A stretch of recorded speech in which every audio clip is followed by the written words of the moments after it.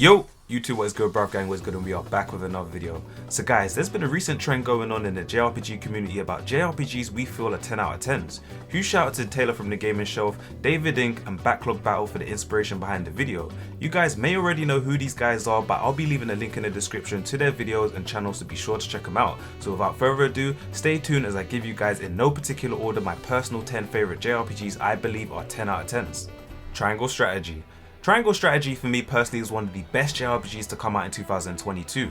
I am a huge fan of Team Asano's work. The HD 2D sprite graphics are something I can never get over, and they're executed superbly throughout Triangle Strategy. With a deep, rich, mature and political story where every decision matters, Triangle Strategy will have you hooked from the very start. I was a huge fan of the way the story hooked me in and gave me a feeling of a Game of Thrones episode. Every single chapter felt like a new episode with so many twists and turns. It was enough to have me wanting to go back and replay to see the different routes I could have taken on the game. The one feature I loved was the Scales of Conviction. Essentially it's a vote, where you get to consult your party members to see where they stand on the various big decisions you may have to make in the game.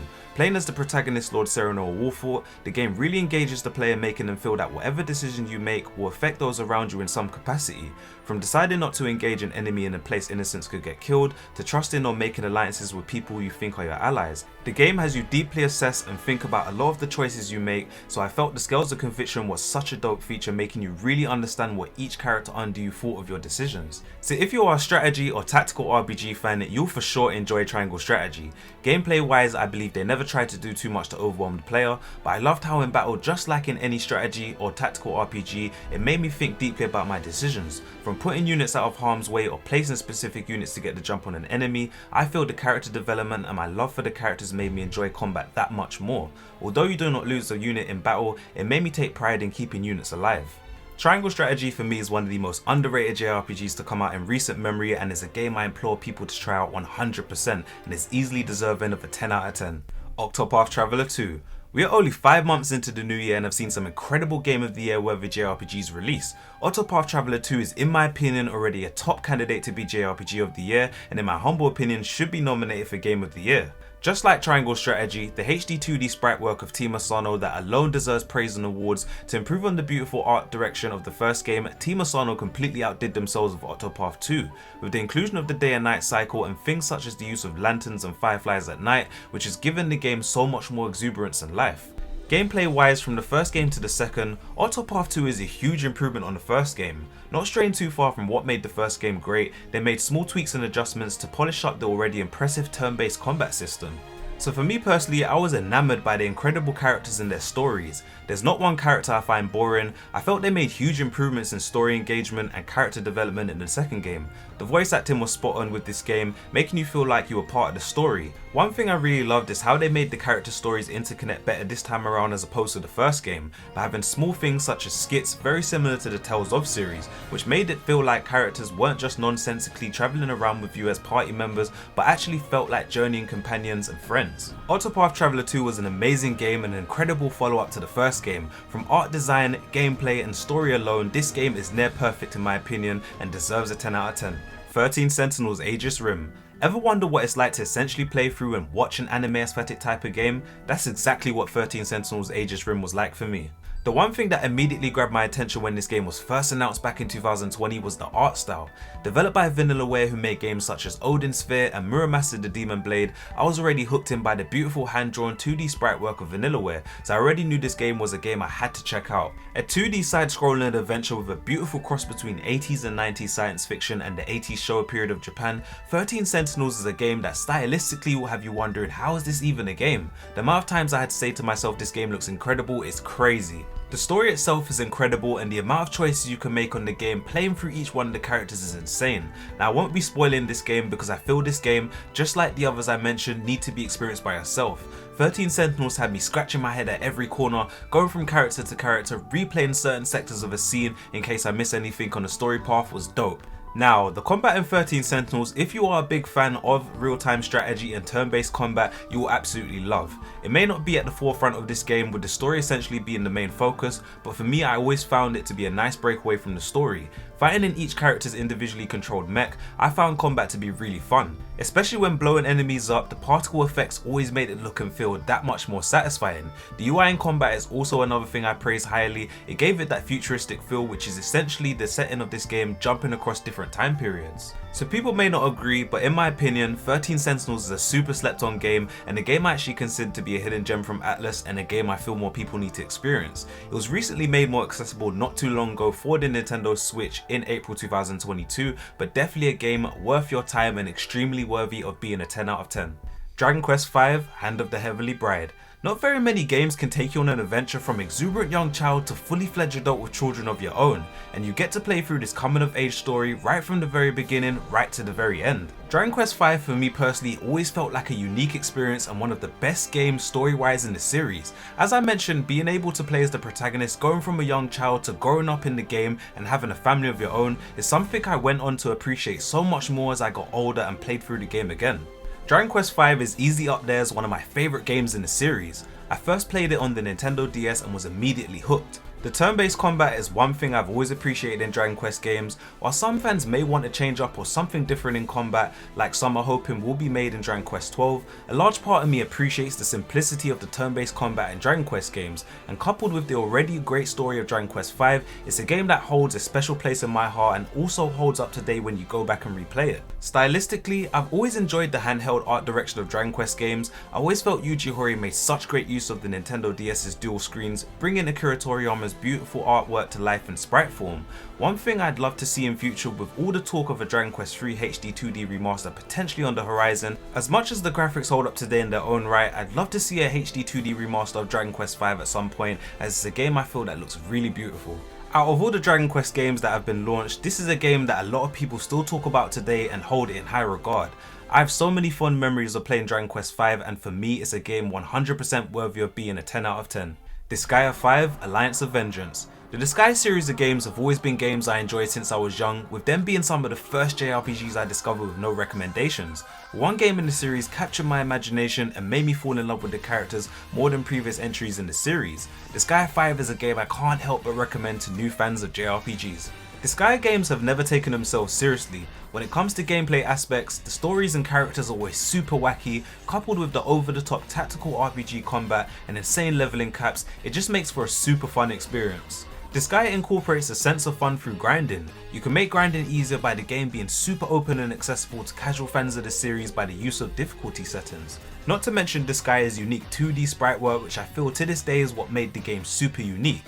I know the series is shifting in the direction of 3D now to maybe appeal to more fans and pump out games faster, but my love for this series will always come from those beautiful hand-drawn 2D sprites. The one thing that I loved about Disgaea 5 was the characters. For me, this was the most lovable cast of characters in the series. I loved the dynamics between every character, they all bounced off each other so well with strong voice acting and some hilarious moments to boot. Some of my favourite characters in the game include, firstly, Red Magnus. If you guys have played Disgaea 5, you already know who that dude is trying to be like, enough said. I love the dynamic between Killia and Seraphina, and design wise I absolutely love Zeroken. Zeroken was my favourite character, man, in all of JRPGs at one stage, man. I absolutely love this dude's character and his design as well. Kind of reminds me of myself a little bit when I was a little bit younger, man. Super exuberant. I loved Zeroken so much. But yeah, he had a super cool design, and character and dynamic wise I always actually liked the dynamic that he had between him and Killia as well. They really bounced off each other really well. So guys, for me personally, Disgaea 5 is a game I can't recommend enough and is easily my favourite in the series. If you've never checked out a Disgaea game, this is a perfect game to start with, and easily without hesitation I can say is a 10 out of 10 for me. Lunar Silver Star Harmony. I got my introduction to Lunar Silver Star Harmony late and played this game back in 2010 when it first released for the PSP. This being the third remake of the 1992 release of Lunar the Silver Star. Initially, going into it, I had looked at some screenshots and gameplay and thought the game looked really beautiful, and again, like I always say, stylistically and art style wise easily grabbed my attention. Personally, I went into the game with no real expectations, and I think that's what made me love the game even more. The game had this beautiful and unique charm about it being super old school in the way in which it went about the story, character and world development.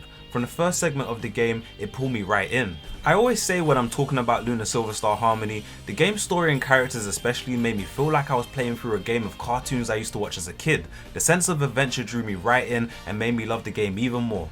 The beautiful hand-drawn sprite work and character portraits were one thing I loved the most, and combat was super fluid and nostalgic of older turn-based games, which I'm definitely a sucker for. Lunar Silver Star is a game that always will hold a special place in my heart, being the game I personally finished 3 times, and I'm definitely due a replay of this game. Some people have called for a remake of this game, but I feel it would take away from the charm of what makes it so unique, but a modern day port of this game would be very welcomed. So if you guys have never checked out or even heard of Lunar Silver Star Harmony, please add this game to your list and try it out. A unique nostalgic experience and super underrated game deserving of a 10 out of 10. Suikoden 1 and 2.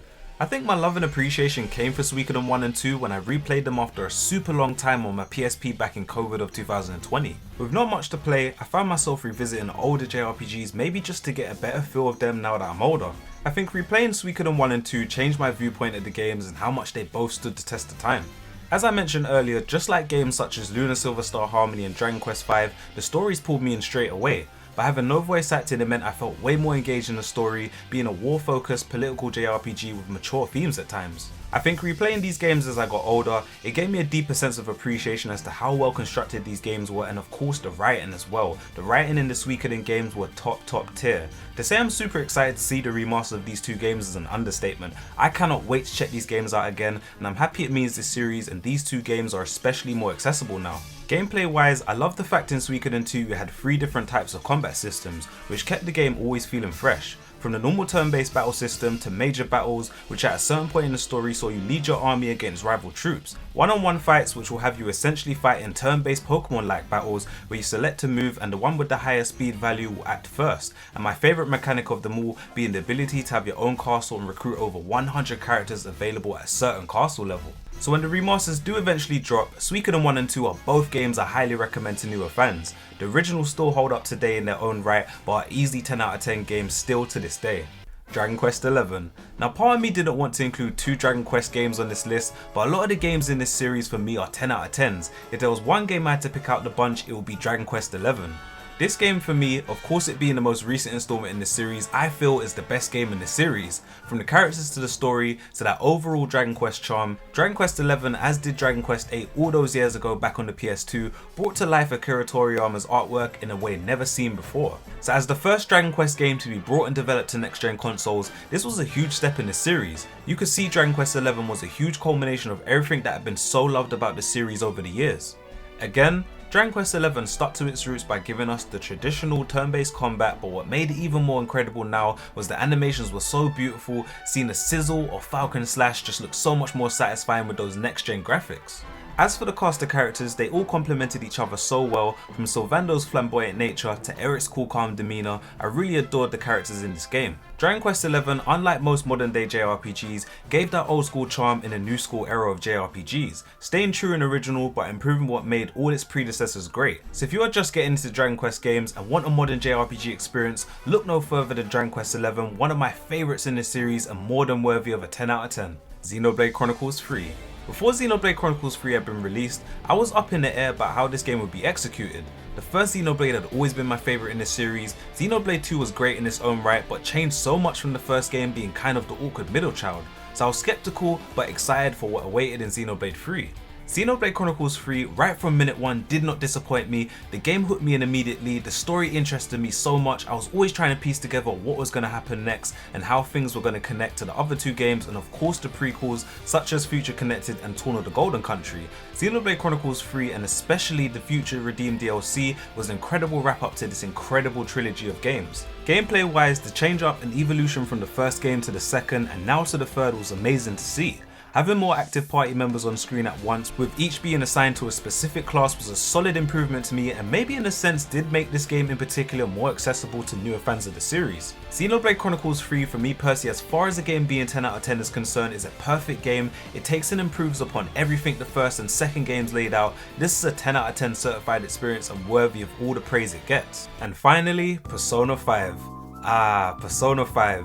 If you guys couldn't tell already by my channel profile picture, I have a deep love for Persona 5 and one game I would consider to be one of my favourite JRPGs ever. Persona 5 has everything and more that I love in a JRPG. beautiful art style, incredible turn-based combat, jamming soundtrack, gripping story, and an extremely likable cast of characters. For me personally, I never thought at one stage a Persona game would top Persona 4, but the release of Persona 5 back on the PS3 completely blew me away. There is so much to say about Persona 5, but this game on every little detail is perfect to me. If I had to talk about games that came at a perfect time in my life, it will be Persona 5. Without going too in depth, as this story will be saved for another video, but I remember replaying Persona 5 when I bought it after pretty much hating the job I was at. I bought it just to play again in the back end of 2019. COVID hit in 2020 and I played Persona 5 every day. Just like I mentioned with the Suikoden games, I think I had a deeper connection with the game this time around, and I think things hit even harder when I lost a family member sadly to COVID, and weirdly enough I beat the game that night and it kind of put a lot of things into perspective for me. I felt the 100-hour journey I experienced on Persona 5 this time around was more sentimental.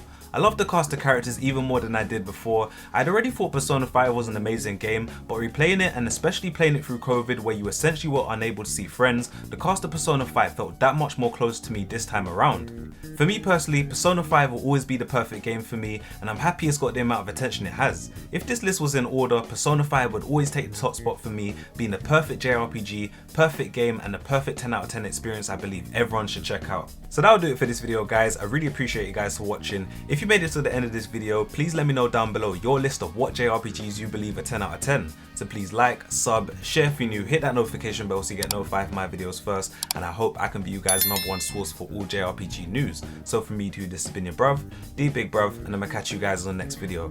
I'm out. Peace.